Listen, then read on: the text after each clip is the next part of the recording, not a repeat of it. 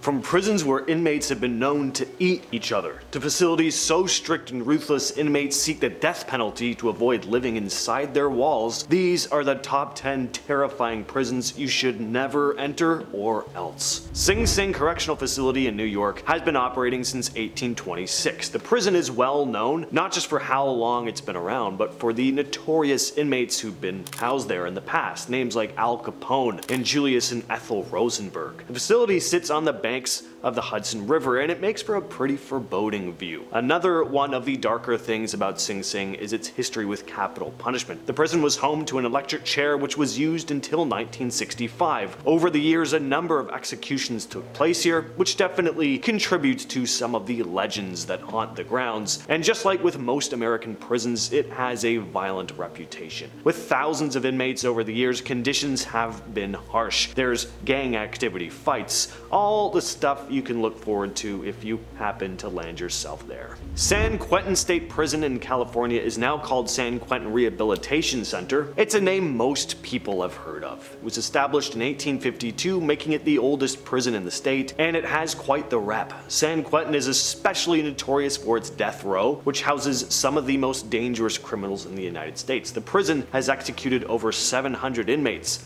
and 737 are currently sitting on death row. So the place has come up in discussions about capital punishment in America. Capital punishment is controversial, especially in the state of California though. The last inmate to die of lethal injection in California was in 2006 at San Quentin. The atmosphere at this prison is tense. It's housed some of the state's most hardened criminals, and inmates live under constant surveillance. This includes regular searches and strict routines, but even still, there's this ever-present threat of violence. Reports of inmate-on-inmate violence are common, and many staff members fear for their own safety as well. Aside from death row, San Quentin is known for some pretty infamous riots and escape attempts too, like the riot in 1971 that led to the deaths of several inmates and staff. Carandiru Penitentiary in Sao Paulo, Brazil was infamously one of the most violent prisons in the country. It opened in 1956, initially designed to hold around 3,000 inmates, but at one point it housed over 8,000. That's some severe overcrowding. There was a lack of sanitation, food shortages, and violence was all over the place. The prison was basically a powder keg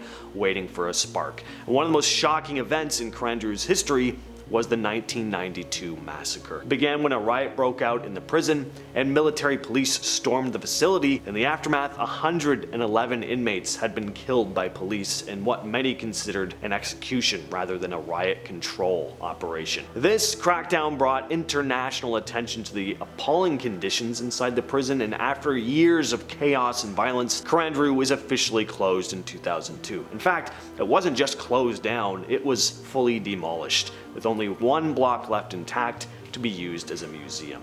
Sante Prison in Paris has earned a reputation as one of the most notorious prisons in Europe. It opened in 1867 and has housed a number of high-profile inmates, including political prisoners and infamous criminals. Sante has been known for overcrowding, especially in the 20th century. Many inmates report living in cramped cells, sometimes sharing space meant for one person with multiple others. The facilities are old and in many cases deteriorating, sanitation issues are common, and the prison has faced criticism for inadequate medical care and mental health support for the inmates. This has made La Sante a breeding ground for violence. Over the years, nearly 40 inmates have taken their lives here. And a little piece of history for you, but the second last public execution in France took place outside this prison in 1939. A lot of inmates have attempted escaping from here, and a good number of these escape attempts have ended violently. In 1971, inmates Roger Bontemps and Claude Buffet took hostages during their escape, hostages that they ended up killing. The two inmates died by guillotine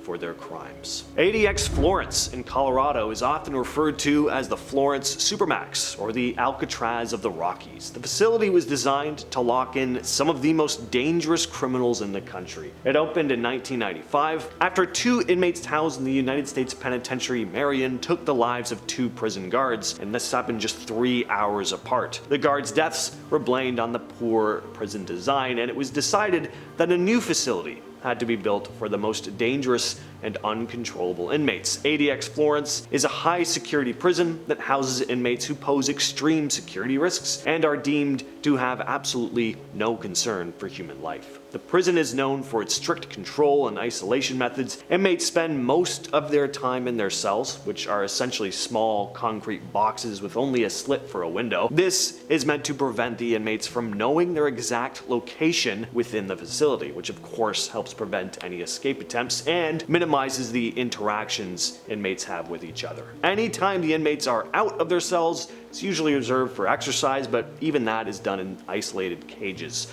Guards are heavily armed and every move is monitored by cameras. Any sign of defiance can lead to severe punishment. Next, we have Bangu Prison in Rio de Janeiro, Brazil. This prison is infamous for its overcrowding and violence. Bangu opened in the early 1900s and has long been at the center of crime and corruption in the Brazilian penal system. The facility was originally built to house 1,500 inmates, but at times it's held more than triple that number, which makes for horrendous living conditions. The overcrowding has resulted in unsanitary environments and limited access to basic necessities like food and medical care. And it doesn't help that gangs control different sections of the prison. And when I say control, I mean like they control it. Prison guards are paid off by them. Not surprising that fights and riots are common. In 2004, a series of riots led to the deaths of over 30 inmates. It's clear that authorities just struggle to maintain order here. There's just too much corruption, far too much organized crime. Gitarama Prison in Rwanda is now called Muhanga Prison. Apparently, it's not as bad as it was, but it was pretty bad. And it's hard to find any definitive information on this because the government kind of downplays how bad things really are or were here. This facility was notorious for extreme overcrowding. And I've said that a lot on this list, but in this case, my God, it really is next level overcrowded. It was built to hold about 400 inmates apparently, but often housed over 7,000, leading to some of the most horrendous living situations imaginable. When you look at footage of this place, it's just nightmarish. Inmates would be crammed into small spaces with little to no ventilation. Many were forced to sleep on the bare floor on top of each other. There's virtually no sanitation, leading to disease outbreaks as well. And the lack of proper food was so bad that some were actually forced to eat the remains of dead inmates. That is about as horrific as it gets. Not only are you facing the challenge of surviving all the violence that comes in a prison and all the overcrowding, but the illness as well. Malnutrition, lack of medical attention has led to a significant number of preventable deaths at the prison. At one point, it was estimated that half a dozen or so prisoners were dying on a daily basis. Kwang Central Prison in Thailand is often referred to as the Bangkok Hilton, which is a sarcastic nickname. This is not a place you want to be. The prison has a reputation for being one of the toughest in the country. It was established to hold high-profile and dangerous criminals, but also houses a significant number of foreign inmates, many of whom are serving time for illicit substance offenses.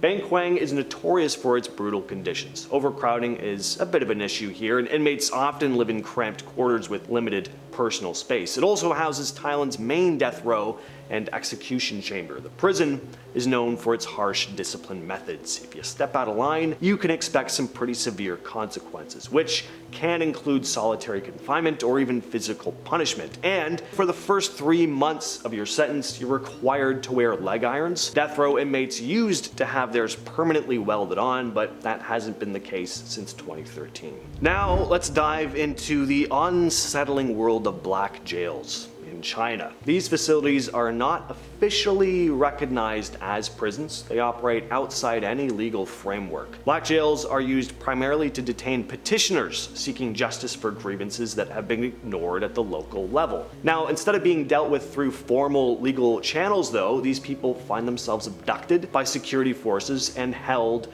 in these secretive makeshift facilities, black jails. The concept of black jails came about after the Chinese government abolished a previous detention system in 2003. Since then, these extra-legal centers have become a solution for authorities overwhelmed by the sheer number of people attempting to petition for their rights.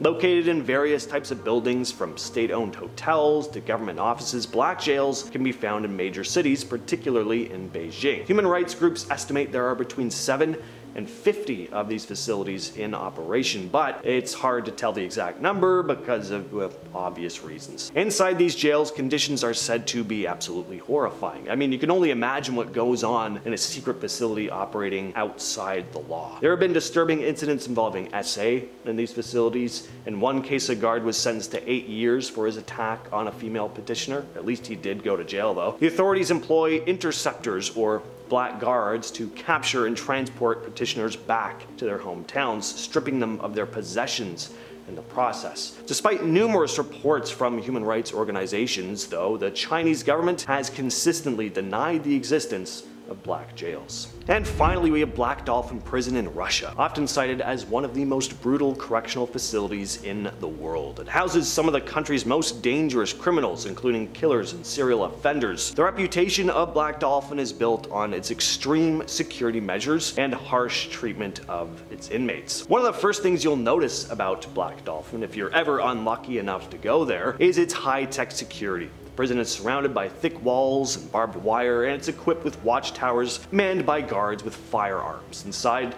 life for the inmates is grim. They're confined to tiny cells where they spend up to 23 hours a day. Each cell typically houses 2 inmates, but they're kept under strict rules that prevent them from interacting with one another. The isolation is meant to keep tensions low and minimize conflicts, but it can drive people to the brink of a madness. Daily routines are rigidly controlled, and the psychological strain must be incredibly intense. Inmates are required to maintain a low profile, following commands without question. Any sign of defiance can result in punishment, including solitary confinement or physical violence. Inmates can also be subjected to a practice called the crawl, where they move on their hands and knees while being monitored. The crawl is done to dehumanize the prisoners, to remind them of the power dynamic within the prison. Out of this list, which one of these prisons would you go to if you were forced to? Let me know in the comments. And with that said, I've been your host, James, and I'll catch you, yes, you specifically, in the next video.